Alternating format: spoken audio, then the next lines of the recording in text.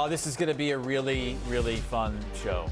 We have 2 hours of Pete Prisco, and for the first 40 minutes or so, Leger Douzable will be here as well. And they've spent the last 10 minutes arguing right next to me about Pete Prisco's power rankings, which we're going to get to over the next 40 minutes with another new number one.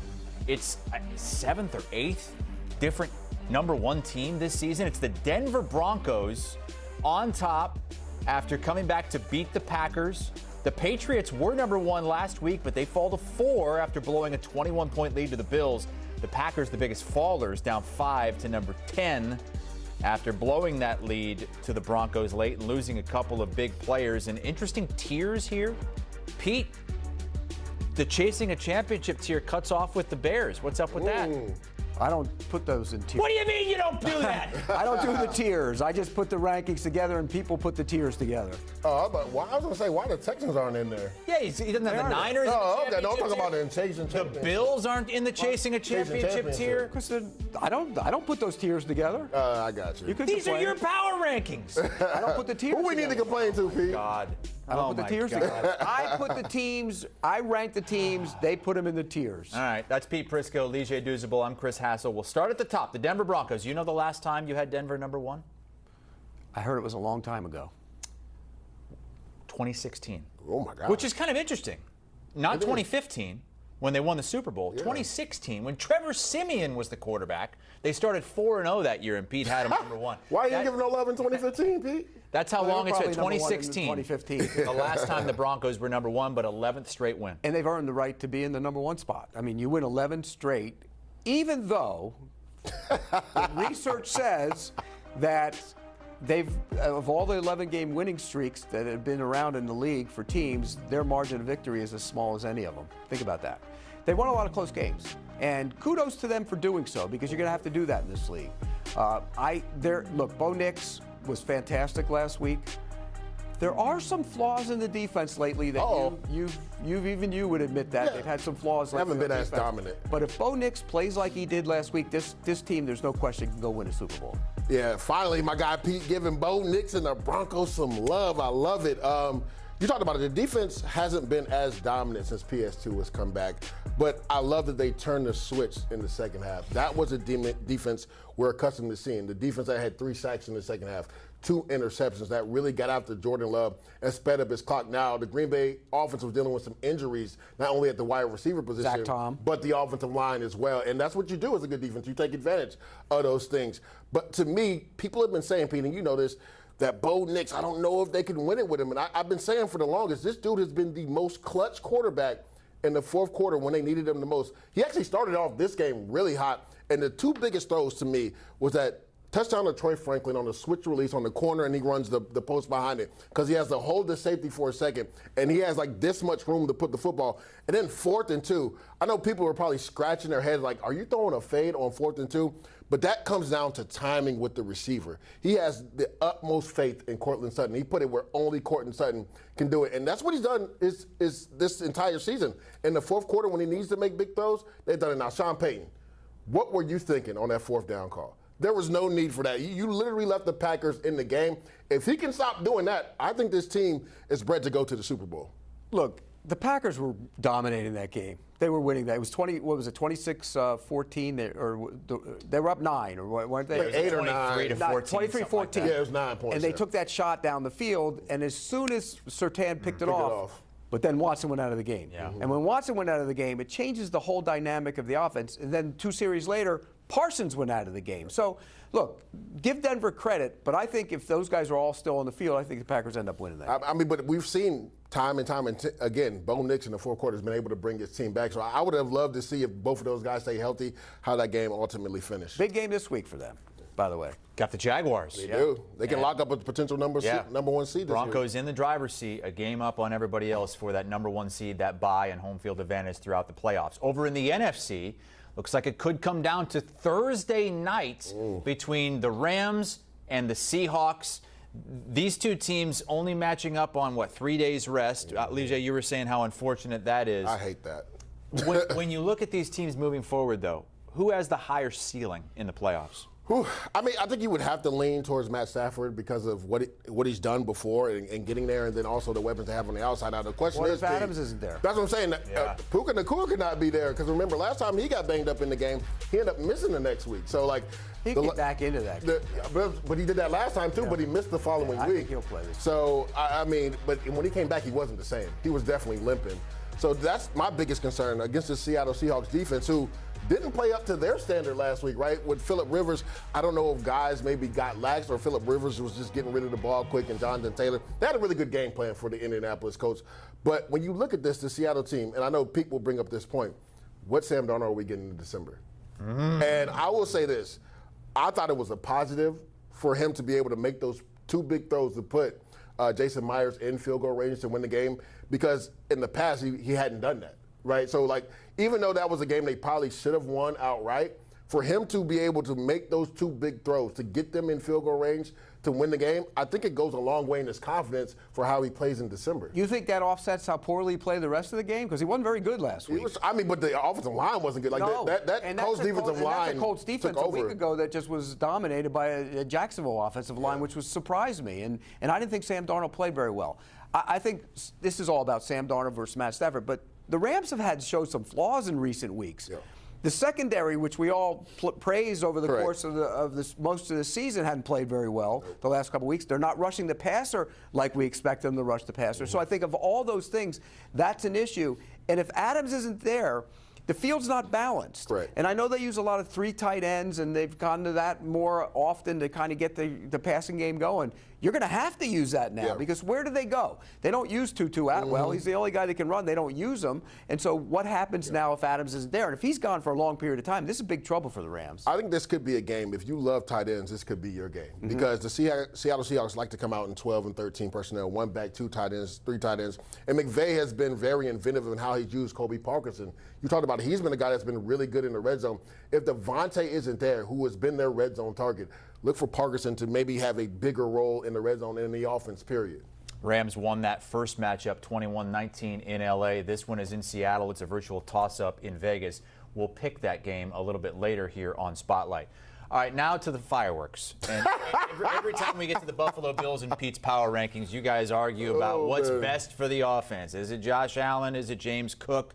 The Bills are 9. But that's not really what you guys will be arguing about. By the way, I will say this. He sent Rand Carthon a text the other day. I did. Rand agrees with me, and, of course, you know how Leger is. He's got to put his point out there and keep banging it and banging it and banging it. And Rand looked at him and started laughing and told us how misguided you are. And the reality is he thinks James Cook makes the offense go. And I think, and most people think, Josh Allen makes the offense go. And the reality is he's going to put up a bunch of stats. Well, who brought them back this past week? 21 points down. Josh Allen did. When did the comeback start? With who? The comeback started in the second half when they were down 24-7. So we're just going to gloss over the fact that they scored right before half. That kept them in the game. Yeah, and you could look at that drive even, and you always point to the opening drive. Well, they threw 2 passes on the opening drive, and they didn't run the ball, and then they had to go 3 and out. He hit Cooks on the sideline for what should have been a 60-yard completion, and he bobbled it and juggled it and went out of bounds. What happened the next 3 and out then? Well, but I'm saying, the bottom line is they only go as far as Josh Allen takes them. And you know what? Every team in the AFC right now is saying, we are scared of the Buffalo Bills because of Josh Allen, not because of James Cook. The Houston Texans are not scared of him at all. They haven't been scared of him for the last couple of years. And why I say that James Cook is the focal point, I asked this question to a lot of people upstairs, and you'd be surprised a lot of people didn't know this answer. I said, where does James Cook rank rushing-wise in the NFL? Pete knew it because Pete's like a savant like me. He's ranked number 2 in the NFL. Then a couple weeks ago, we said nobody's catching Jonathan Taylor, right? He's only less than 30 yards behind him.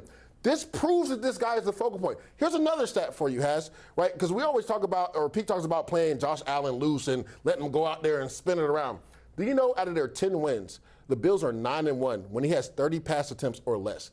That's not having them go out there and spin it around. You could have 30 passing attempts and still go out and be the focal point of the offense by dictating tempo. Yes, you can. You throw to score, you run to win. You throw to score, you run to win. You go to the Pittsburgh game. Okay, James Cook took over that from the beginning. Took it over. Why, they couldn't stop him. Why would you do anything but give him the ball? The reality is, Allen needs to play loose and dictate tempo, and then you run Cook, just like they did the other day. What did they do when they got the ball late? They ran Cook, except on the key play. What did they do on the key play when they needed the first down on third down? They gave the ball to Ty Johnson.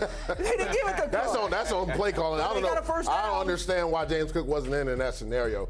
When you look at it, and we talked about Jonathan Taylor the other day, and people will say, well, his quarterback is injured. That's why James Cook has been able to catch him.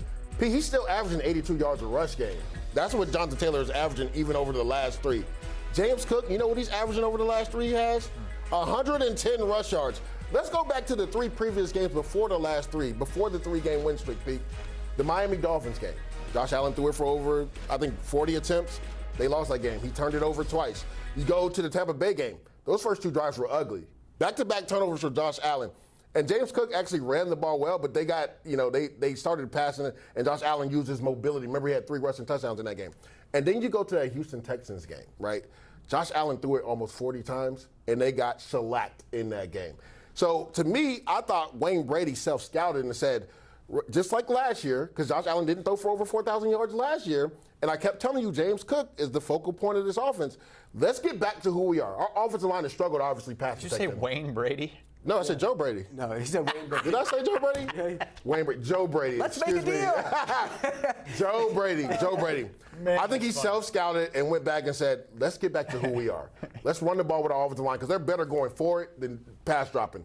And that's what they've done over the last 3 weeks. Again, James Cook is averaging 110 rush yards per game over the last 3, and he's number 2 in the NFL in rush yards, and nobody's talking about it. Let me ask you, if you asked every defensive coordinator in the National Football League that has to play the Buffalo Bills, who do you need to stop, James Cook or Josh Allen? Who do you think they're going to say? So I've been in those meetings for 10-plus years. The first thing we always say is we got to stop the run. So if you ask them, every single one of them will say, we have to stop the run and make them one-dimensional. You got to stop the run. You got James. You think James Cook is more valuable? Is James Cook more valuable to the Buffalo Bills than Josh Allen? You can't ask that. He's a quarterback. That doesn't even make any sense. End of story. No, it's not the end of story. The best Josh Allen has been is when they've been balanced and been able to run the ball and have James Cook be the focal point. When he's running too, by the way. And I told you that he's the most dangerous weapon in the red zone because of his mobility. But my thing is, for them to get going and for them to make that run, and we saw it last year when Josh Allen was MVP, he didn't have the gaudy numbers. He took care of the football, and James Cook led them in rush touchdowns last year. Playing loose and free doesn't necessarily mean you're throwing it 45 times either. It's getting him on the perimeter, getting him using his legs, creating problems. And they need to do that in the red zone for sure. And I think that's the issue. Then when you want to pound Cook, you run it, you run to win it. You need both. Unless you want to give it to Ty Johnson on the key third down play late in the game. That's funny. Look at Allen, 25-plus passing touchdowns, 10-plus rushing touchdowns. He's done it 3 times now. It had only ever happened twice. He's Superman! Into the league. And when he needs to be, he can go out there and do it, man. So Pete, preseason, had the Bills coming out of the AFC, which it still looks like it's a real possibility. They're a dangerous team. And the Packers coming out of the NFC, which looked like a real possibility last week. But Pete, you've dropped them to 10, down 5 spots, not because they blew that game to the Broncos. I take it that's more about the injuries.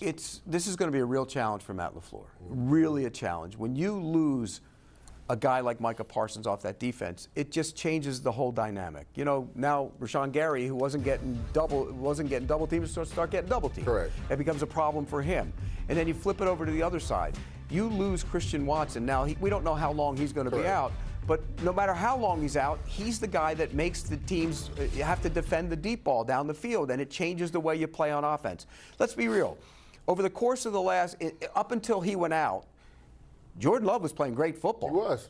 And throwing the ball down the field, and they were getting big plays. When Watson goes out, it changes the dynamic of the offense. You lose your right tackle, Zach Tom. We don't know how long he's going to be out. He's their best offensive lineman. Evan Williams on the back end is going to be out for a while. He was playing as well as anybody on the back end for them, playing better than McKinney. And so you start adding that up, including losing the tight end, who was a big part of what they did a while ago, Tucker Kraft. And all of a sudden you got major problems. I don't know if they can get past all those injuries. Yeah, it'll be interesting because they're doing all this on a short week. They have to play the Chicago Bears on a Saturday, so they don't get the full week to recover, and we won't know if Christian Watson will be available. Now, the good thing is Matthew Golden came back. Jaden Reed has been fighting through some things, but he showed up in a big way for them as well. I'm looking at 2 people here, Matt LaFleur and Jordan Love. I'll start with Matt LaFleur because, Pete, we brought this conversation up earlier this season.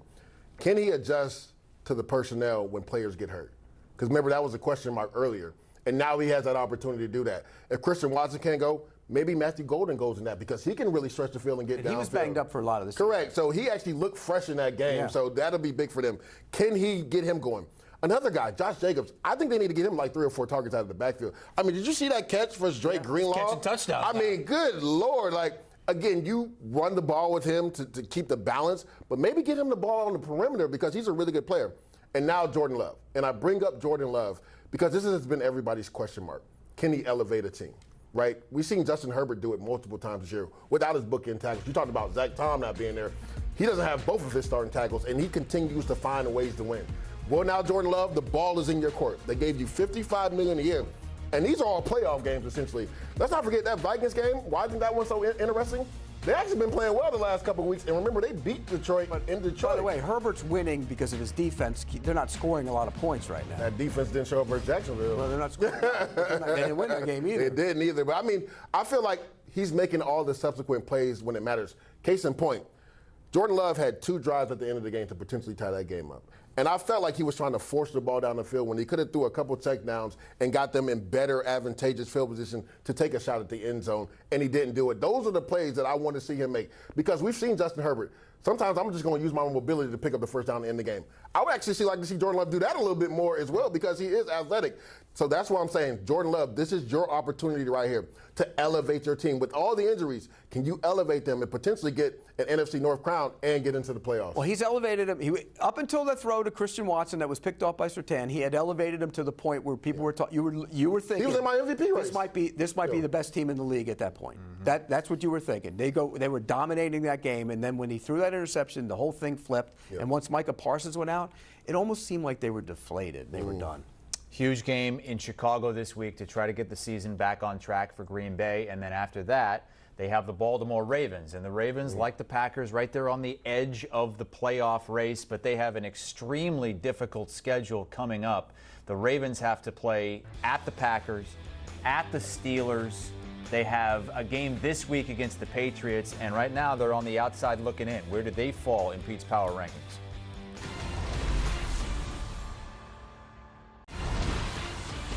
All right, let's get into the meat of Pete Prisco's power rankings. The teens. I don't know, Jim. I don't know, Jim. We got the Panthers and Steelers and Ravens, all those teams fighting for division championships. The Colts and the Lions right now outside looking in, but still fighting for playoff berths. And then the Jeff Fisher mid-tier teams that are not going to make the postseason. Although the Cowboys have like a 0.2. Got to win out and help the Eagles lose out. Yeah. That's not happening. Good All right, let's start with the Bucs and the Panthers. The Bucs weren't in that tier. You had them in a different tier, slightly ahead of the Panthers. And Sportsline would agree. They give the Bucs a 75% chance to win the division. Panthers 25%, but they're even right now. They play each other this week, Pete.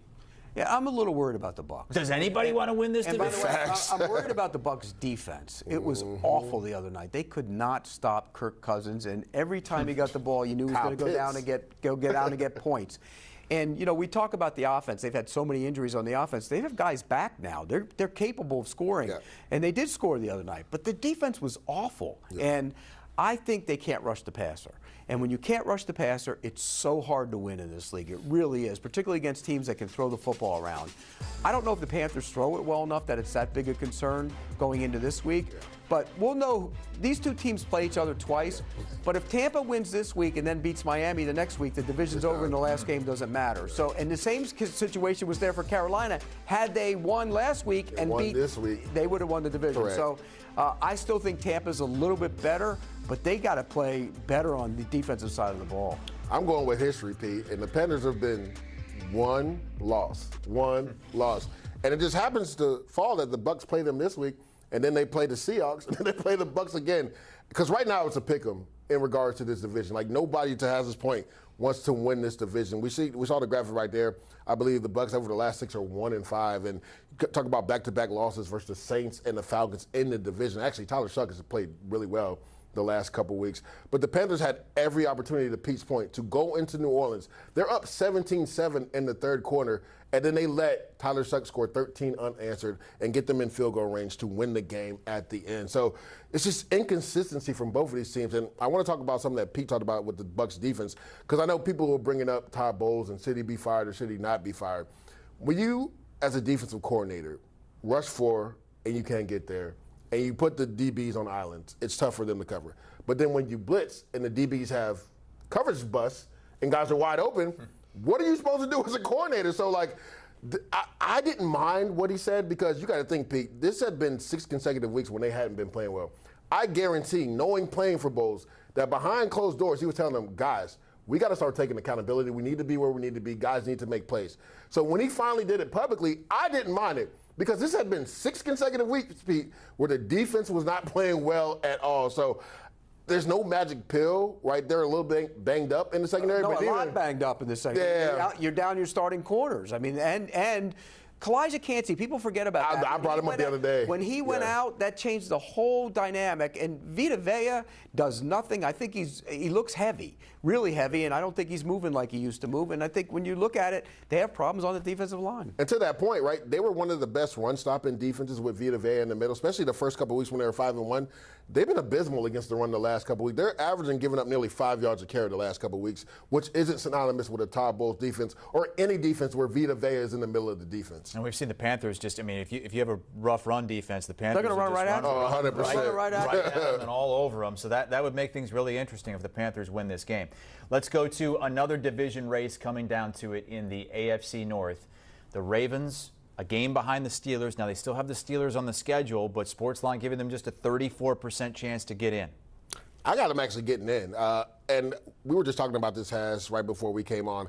I said if the Ravens defense, and again, we haven't seen it consistently, but if they play like they did versus the Bengals last week, I think they could win all 3 of these games, right? And to Pete's point, we talked about this earlier, this is the one team, because of the personnel that they have, nobody wants to see in the playoffs right now. Like, because they can win on the road. Like, their type of gameplay travels on the road, right? So, like, we saw Derrick Henry get back into running the ball really well, especially, and you always say this, Pete, you throw to open up the game, but you run to win the game. And that's what they did versus the Bengals with Derrick Henry. That defense was opportunistic. We saw Van Noy get an interception and a savvy veteran move, handed off because he didn't want to run 70 or 80 yards. I think the biggest concern is Lamar Jackson. Can he consistently pass the ball like he did? And then where is he at health-wise? Because when he's mobile and he gives that threat of run, that's when this team is really dangerous. Well, we're starting to see more of that. Yeah. I think last week, at the end of the game, the week before, you started to see more of that from him, and he's starting to look like himself a little bit. And if he looks like himself, they're a real threat. There's no question about that. Navigating the schedule is going to be tough. I mean, you got the Patriots coming in this week, tough game at Green Bay, brutal game, and then it's probably going to come down to at Pittsburgh. Week 18, for sure. I mean, when you think about it, it's probably what it's going to come down to. We said that a long time ago. It'll probably come down to Baltimore and Pittsburgh for the division title. And I think in that scenario, can they win that? Absolutely, they can win that game. So losing to the Steelers at home was that's a tough look for them. It really is. But you're right. The defense played much better last week. Can they continue to build on that? Going to be huge Lions fans this week, though, because the Lions host the Steelers. Lions right there at number 18, and they're in a precarious situation in the NFC, potentially needing some help to get in. I think the biggest issue for them is the injury bug in the secondary has caught up with them. And this is what caught up to them last year, Pete. So it's very unfortunate because their offense is fun to watch. Now, Gibbs didn't have the game we're accustomed to seeing him have. You got to give a kudos, though, to Chris Shula in that front. They did a really good job minimizing what Jahmyr Gibbs did in the run game. But Amon-Ra St. Brown, my God, he is tough to deal with from the slot position. But their issues is defense. Like, they're going to be in shootouts every game. They'll probably be in one with the Steelers this week. The thing is, if they get the ball last, they'll probably win. If they don't get the ball last, they'll probably lose the game. So I don't know how you can continue to overcome the injuries, more specifically at the safety position. Yeah, there's too many wide open players playing against them. I mean, all year long it's been a major problem. Even when they had some of their guys in the lineup, they were still busting and getting beat a lot. And you look, you got to expect at home you can outscore teams. I think it's easier for them to do that. Yeah. But they have no margin for error anymore. I mean, they have to win out or they got big problems. Yeah, because they're third place in their own division behind the Packers and the Bears, who are in first place right now. All right. We haven't hit the Chiefs yet because the Chiefs season is over. How far have they tumbled in Pete's power rankings with Patrick Mahomes going down, out for the season? Is the dynasty potentially in jeopardy as well? We'll discuss with Pete and Leger on the other side.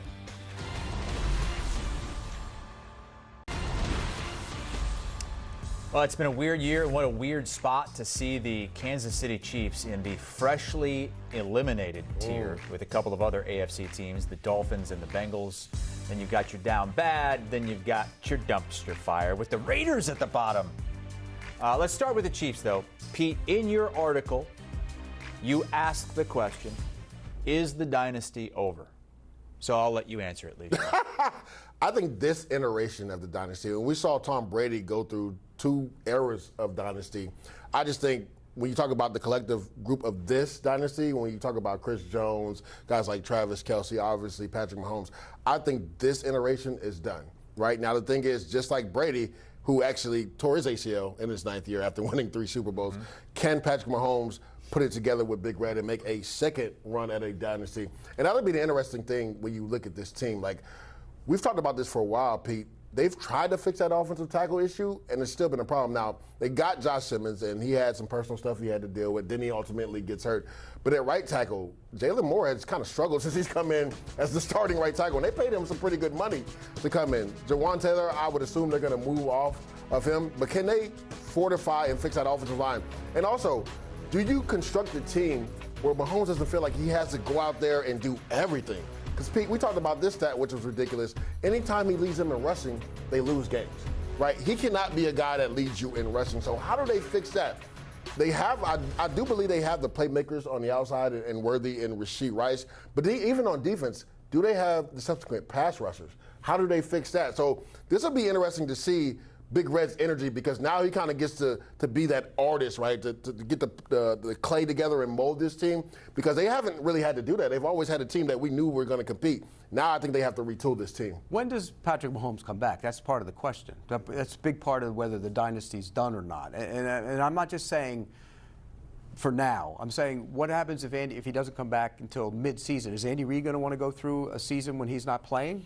I mean, that's another issue, because as they're together, the dynasty's still intact.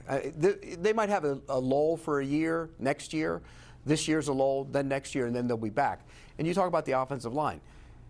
Okay, if Simmons is in the lineup, they have 3 really good offensive linemen. Yeah. You should be able to get a guy or 2 and build that thing into something. But they've been trying to do that, and they haven't been able to get a guy. They paid Jawan Taylor, and he hasn't been very good. Correct. They paid more, and that's what I'm saying. So they've tried guys. They haven't hit on them. How about drafting and developing is a nice thing. And actually, the left guard has played pretty well as of late, too. So they actually have 4 of the spots. So you need a right tackle. I think defensively, the biggest issue for them is they don't rush the passer. Yeah, pass rush. I mean, we talk about Chris Jones all the time, and he's a great player. In certain games, he's really a great player. Yeah. Where else are they getting their rush? I mean, Karlaftis, they paid him a lot of money. He's not worth the money right now. And so I think they have issues. But as far as the dynasty being over, as long as that guy's up, capable of throwing passes, they'll rebuild it, rebrand it. They do need to run the ball better. They got to find an elite back, and they'll be back. Tom Brady won 3 more Super Bowls after his injury, but it did take a while. I mean, It took him, what, 6 years, something like that, to win his next Super Bowl. Let's go to Joe Burrow. Speaking of Super Bowls, I mean, we thought this guy would have one by now. He doesn't, because he doesn't have enough around him. He's got his receivers, but everything else, there's so many questions. Trey Hendrickson might be gone after this season. They've been eliminated.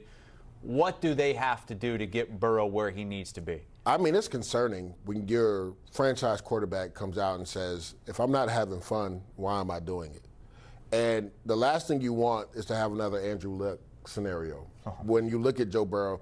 And it's crazy because when Joe Flacco took over, the offensive line had started playing better. The last 2 weeks, the offensive line has not been good at all. I mean, easy pressure busts that guys are just running scot-free and hitting Joe Burrow. That's what happened on that pick 6, right? Van Noy shows in the B gap right over the guard and doesn't even really touch the guard. He just shows, and the guard goes down with him, and then they just have the defensive tackle scot-free in Joe Burrow's lap, and he has to throw it off his back foot, and it goes the other way. So this is concerning, and I know what people will say. Well, they paid the receiver, so you got to take what you get. Me and Pete have talked about this ad nauseum.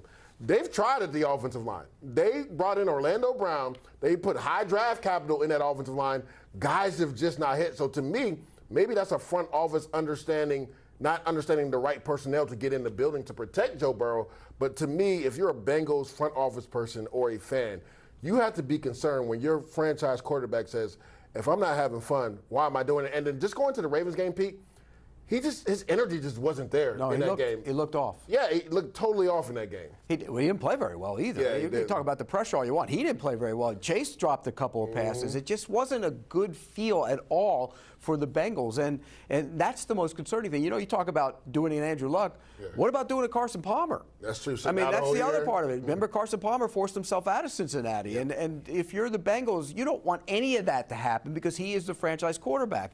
But he gets frustrated because he's such a competitor and he sees it every year. But the other part of that is you got to stay on the field too, dude. He hasn't been healthy. I mean, let's go through the litany of injuries he's had in his career, and so I think he's frustrated about that too.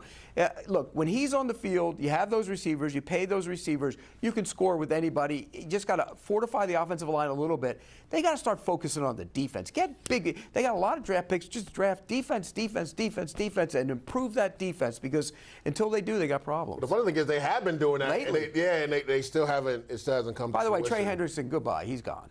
You can forget about that. He's gone. Well, I mean, he's probably gone. Also, are they really wrong for not giving the guy a contract? Because he got hurt. He's 30. What is he? 31 years old. He just turned 31. Well, and he got hurt. I mean, guys start breaking down when they get older. We're down here. I can talk from experience about that, by the way. Are you breaking down? Old man. Already? You're 69. What are you, I'm Pete? 35. What are you talking Oh, my goodness. We're down here toward the bottom of the power rankings, but at number 25, you find a team in the New Orleans Saints, and I'd be willing to bet that locker room over the last couple weeks has been as fired up as any in the National Football League after what they've been able to do. Tyler Shuck is playing himself into the position of being a starting quarterback next year. And we look at it, the last two wins have come against divisional foes, and they've come on game-winning drives by him. So I know a lot of people had question marks. I am going to put my hand up. I had question marks about that pick in the second round. But obviously, Kellen Moore knew what he was doing when he got Tyler Shuck. And this is a guy that's played a lot of college football. I know people kid about his age coming in as a 42. rookie. But that experience is showing well, right, Pete? When you look at what he's been able to do since taking over as the starting quarterback, he has a bravado, a little swag about him. And his mobility doesn't get talked about enough. But, Pete, he has really good mobility. We saw that at Tampa Bay game, essentially on that game-winning run when he gets outside the pocket and gets into the end zone. So if you're the Saints, you have to be excited what you're seeing. Now, you want to see him finish this season like that, which would give you a little bit more confidence to say he's going to be our guy next year. Oh, I think he's their guy next year, particularly with what's happened with the draft class and who's in and who's out. Yeah. I think he is their guy next year. He's going to get a full season to show he can be their guy. He looks the part. I mean, he makes some throws into the middle of the field. You go, wow, there you go. He can move. He's mobile. He's better than I thought he would be. I'll be honest with you. But also, Kellen Moore deserves a lot of credit. He's kept this thing together. I mean, let's be real. They've had cap issues. They had age issues. And you're playing a young quarterback, and he's kept it all together. I mean, they could have beat Miami that one week. Oh, yeah. It would have been like a little winning streak for him. So bottom line is, Kellen Moore deserves credit, and I think they have their quarterback for next year. He will be their quarterback next year to prove that he can be their long-term guy. All right, now to the Vegas Raiders. At the very bottom of the rankings, Pete Prisco says they're the worst team in the league, and it's not even close. How about Pete Carroll, asked about his future, and he says he's not worried about that at this point. He should be a little bit worried. I mean, what they're putting out there on tape it's abysmal. It's really bad. And when you look at it, they still have a game versus Giants. That game is going to be for whoever picks number one overall. Don't win it. This could be a scenario where they're going to do all their work they can on Fernando Mendoza because they most likely will draft the quarterback next year. Now, again, Pete Carroll is a veteran coach who's won at the college and NFL level. Maybe that buys him cachet, but the product that's out there currently on the field, I know ownership is taking a hard look at what they're going to do potentially at the head coaching job. There's a lot of bad football being played by those teams at the bottom. Your team last week, your Jets team, that was pathetic. I mean, it was awful. They fired the defensive coordinator, but nobody's playing worse than the Raiders. Bad. I mean, you could put on the tape and you could see Max Crosby going full effort, and guys aren't, and he kind of calls them out. You can see he's looking back at guys. They get out of their gaps. It's really bad right now. The offensive line is putrid. The quarterback, whoever it is, hasn't played very well. This is a bad football team, and I would be astounded if Pete Carroll really thought in his heart of hearts that he's rock solid as the head coach. Quick question about Crosby. Do you think he pulls the Quentin Williams next year? Because he's been a Raider through and through. But at some point, the frustration has to overboard. Now, they did go to the playoffs one time. I'm surprised he didn't do it this year. I thought he would pull it this year. Then he signed the contract extension. Yeah. I thought he would want to get out of there. It'll be interesting. And if you're not going max effort and you're next to Max Crosby, it's going to show on tape. He's going to call you out, too. The guy's such a great player. And by the way, Brock Bowers is a great player, too. And they're kind of getting lost. Imagine those two guys on some other team that was winning games. It'd be incredible. Yeah. Pete Prisco's full power rankings at CBSSports.com. Just 3 games to go in the regular season before the playoffs begin. Pete, only a few more game day recaps to go. It's a little bit different. Now we're going to get games starting on Saturdays. We got 2 this week, and then Sunday, Pete and the gang will recap everything that happened in the early and late afternoon windows.